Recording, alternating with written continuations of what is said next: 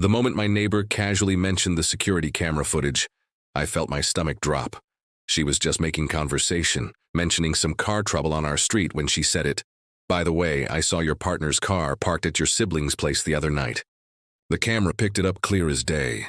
I remember my hands going cold, that sick feeling washing over me before I even fully understood what she was saying. I laughed it off in the moment, told her it was probably just them borrowing something or grabbing dinner. But deep down, something inside me already knew. Something in my gut had been whispering warnings for months. Looking back now, the signs were everywhere. My partner coming home late with vague excuses. My siblings suddenly too busy to hang out with me, always finding reasons to bail on our plans. The way they'd both go quiet when I entered a room. The stolen glances. The secrets. I'd been ignoring them because facing the truth seemed impossible, because admitting what I suspected would mean acknowledging the unthinkable betrayal. That night, I couldn't sleep. I lay in bed next to my partner, listening to them breathe, wondering how many times this had happened, how many lies had been told to my face. I wanted to confront them right then, to shake them awake and demand answers. But I was terrified. I was terrified of the confirmation, of the pain that would come with it. So instead, I stayed silent, staring at the ceiling until dawn broke. The next morning, I asked my neighbor if I could see the footage. She hesitated at first, probably sensing the weight of what I was about to uncover. But she knew me well enough to know that I needed to see it myself. We stood in her office in front of the computer screen, and I watched. I watched my partner arrive at my sibling's apartment late at night. I watched them disappear inside, and I watched the timestamp, 2 hours later when they emerged, disheveled and guilty-looking before driving away. My hands were shaking so badly I could barely stand. 2 hours. 2 hours of my world shattering into pieces. This wasn't a misunderstanding. This wasn't something innocent. This was a deliberate, calculated betrayal by the two people I loved most. The two people I'd trusted with my entire heart. Before we continue, we would like to thank all of you who support us by subscribing, liking, and sharing our content. The only appreciation we ask of you is that you subscribe, like, and share this video if you are not yet one of our subscribers. Thank you. I drove to my siblings' apartment in a daze. I didn't have a plan. I just needed to confront them, to look them in the eye and ask why. When they opened the door, I could see the blood drain from their face the moment they realized I knew.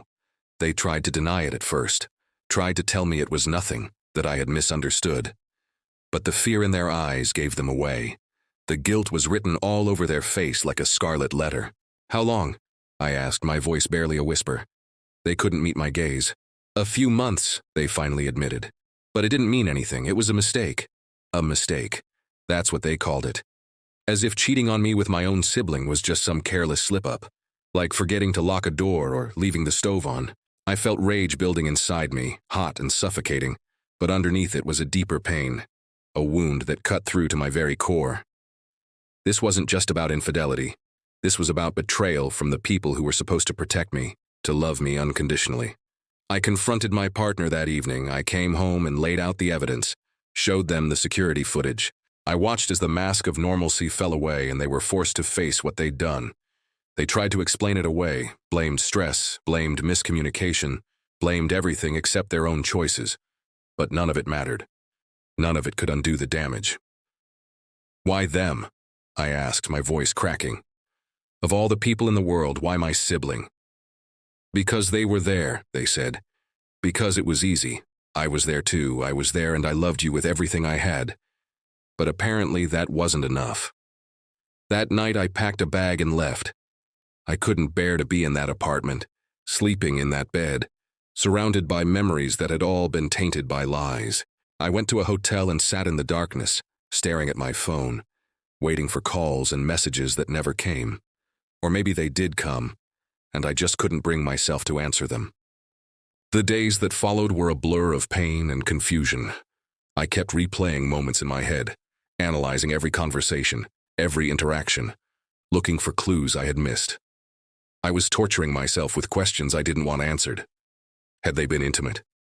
Had they talked about me? Did they laugh at my expense? The uncertainty was almost worse than the knowledge itself. My sibling tried reaching out multiple times. They sent messages begging for forgiveness, claiming it was a one-time thing, that they'd made a terrible mistake.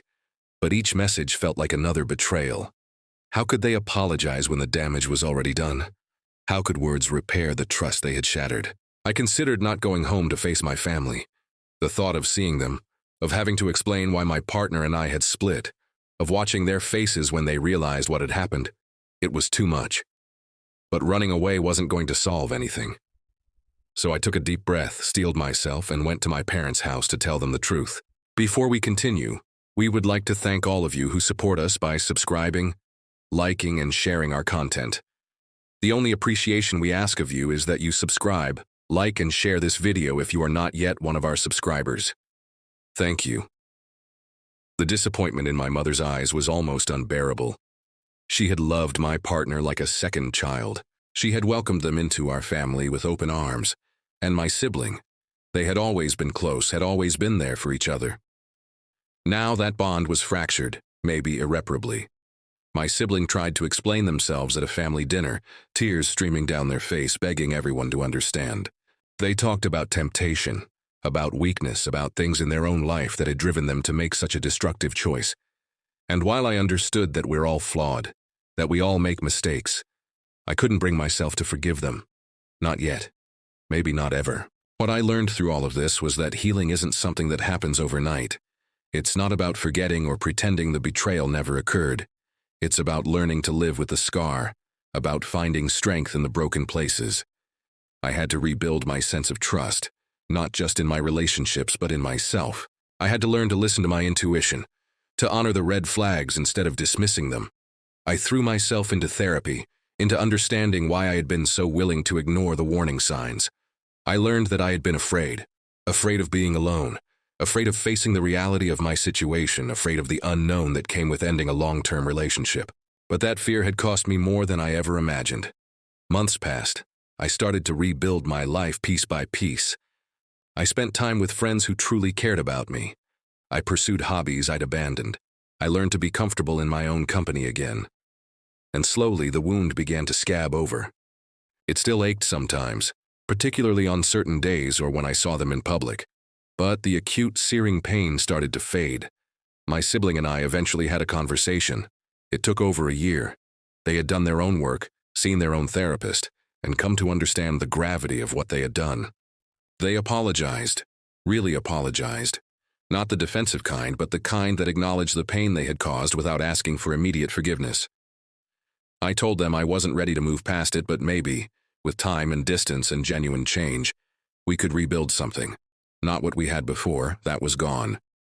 But perhaps something new, something built on honesty and accountability. As for my partner, that relationship is firmly in the past.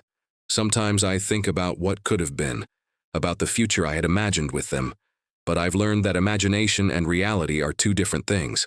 The person I thought they were doesn't exist, and that's something I've had to grieve. But this story doesn't end in heartbreak. It ends in recognition. Recognition of my own worth, my own strength, my own capacity to survive something I thought would destroy me. The betrayal was real, the pain was real, but so was my resilience. I learned that sometimes the people closest to us are the ones most capable of hurting us. And sometimes, that's the greatest lesson of all. Because in the end, we survive not by denying our pain, but by acknowledging it, processing it, and choosing to move forward anyway. That's where real power lies. That's where real healing begins.